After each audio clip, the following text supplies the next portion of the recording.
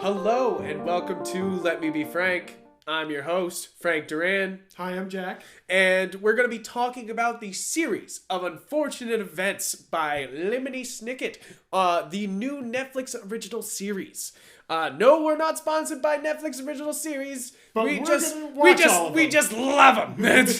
They've been really good lately. So that's why the reviews have constantly been Netflix originals, Netflix original stuff. But this one I think is very important to talk about because like you were saying to me, it's been a well-reviewed show, but it's not a very popular show, a series of unfortunate events. And I can see why, because it's kind of a sad show full of dark humor, and that can off-put a lot of people. But that's a pro for me. Yeah, 'Cause for I me. love dark humor, and it's just I think it's a really good show for that. Yeah, exactly. And I grew up reading these books, so I kind of know going in, and I can't imagine people who don't know anything about this series going into this series being like, I love Neil Patrick Harris, and then watching this series and being like, what the fuck am I witnessing? Yeah, I remember the first couple books. I know there was a lot of books. There's a lot of books. I believe there's 15 or 16 books. I'm not an expert. I read them when I was a 15. kid. I think it's around 15, and they ended it. They ended the books. Yeah. And then there was the movie back in 2004. Yep, and so what's interesting about that is that was a kind of popular film because, of course, you bring the star power of Jim Carrey and to the whole thing, and it can be it's a star film. But what's interesting is that Barry Sonnenfeld and the writer for the series, Daniel. I forget his last name. They brought back all the talent from the original movie. Yeah, they made they did the movie, and now they're doing the TV series, which is a really interesting move. Yeah, I think it's kind of bold because not that the movie was really, really bad, but they tried to combine three books into one movie, and it just felt really weird. Where obviously that works better for a TV series, and that's why this TV series excels so well. I like this TV series because they made it so that 2 episodes were like a full movie. So that meant with the 8 episodes, it was like 4 full movies. Yeah, which is great. Which is a great way to release it on Netflix. It was like, wow, that was 4 movies I just watched. It's really good and it content. feels that way. It's really it definitely good. feels that way. It's like the new form. It's kind of copying British television. Yeah, the new Netflix stuff is short form miniseries, definitely. And I think that this is perfect for it. I think just to start off, if you don't know the plot of the Baudelaire children's plight, the Baudelaire children lose their mother and father to a fire mysteriously, and they are put into the care of a bank who's supposed to put them with a good guardian, but they are tricked into putting him with the evil and very flamboyant Count Olaf, and very interesting bad acting.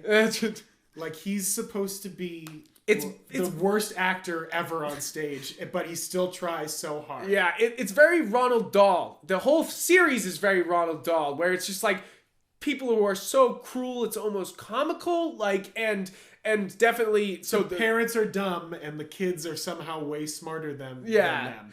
Roald Dahl, it's very Roald Dahl-esque, that's what he did too. Yeah, and I remember reading these books as a series, so watching this TV show is so cool because they nail everything. I feel like I think they really did a good job of adapting the book. Yeah, and I was just this was a good try.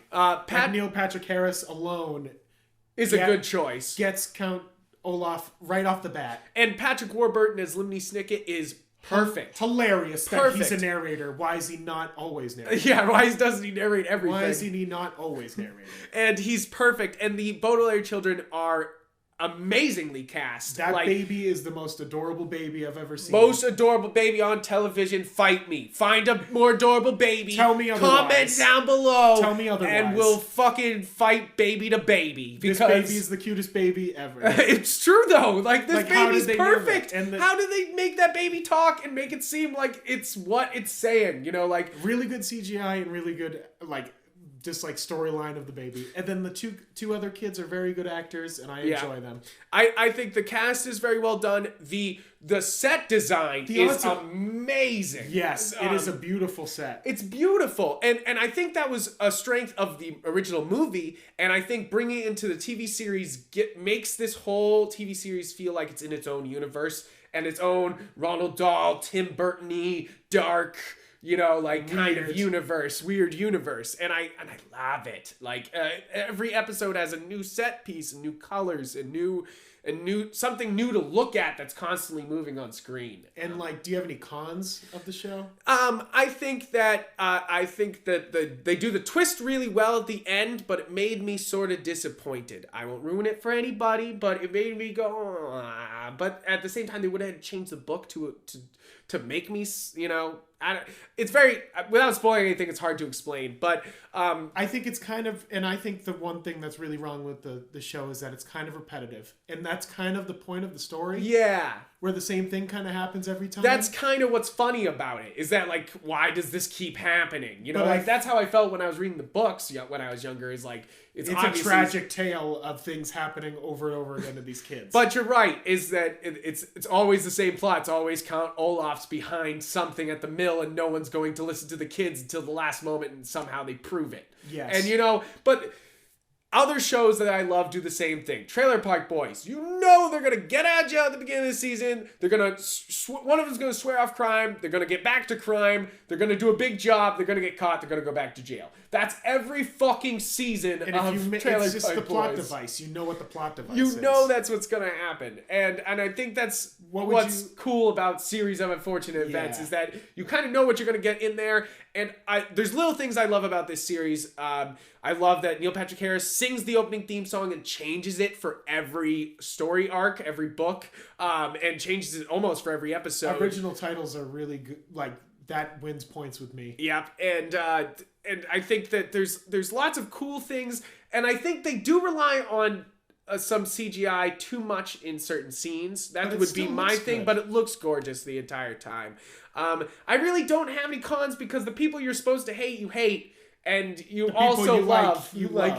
I love the banker. I forget his name at the moment, but he's always coughing every time. And you just, at the end of the series, you're like, stop fucking coughing. I'm going to kill you. Mr. Poe. That's it. Mr. Poe is just coughing the entire time. So you hate him. You hate him, but you love him at the same time because you're like, he's going to be an idiot, And I think that the Netflix series ends on a good note because they can move forward and there's interesting stuff to keep moving forward on. And I think they're going to do some great things going forward with the show. It's definitely going to keep going because I think it's done well enough. Yeah, I think it's definitely done well enough, and it's definitely got enough star power behind it to keep it going until it's done. Which is good because the movie obviously died. And we only got to see 3 books worth of something that it was much longer. So we'll be able to see all of it, hopefully, with this. Now, anything else you want to add before we rate this thing? I think it was definitely gets the point across. Definitely entertaining. Yeah, I think it's very entertaining. I think it's cool that there's some musical numbers because that feels like Neil Patrick Harris. It feels Neil Patrick Harris, and it feels Tim Ward. It's all the feelings you wanted. Yeah, it definitely is, and I think it's very. If you read the books, it's very nostalgic. I don't even remember the books that well, but I felt myself rereading the books in my head. I had a flashback the moment you heard the dialogue from the book being said on the fucking screen. It was awesome. Really good adaptation. So what would you rate it?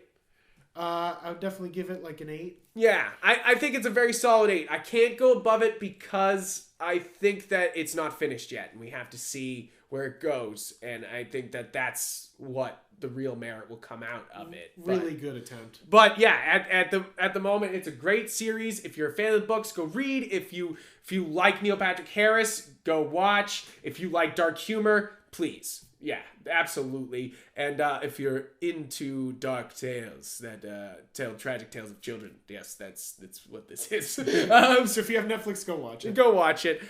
Thank you guys for tuning in. Please subscribe for more episodes of Let Me Be Frank on YouTube, and please go like the page on Facebook so that way you can get some more updates. Yeah, more coming out soon. Netflix presents too.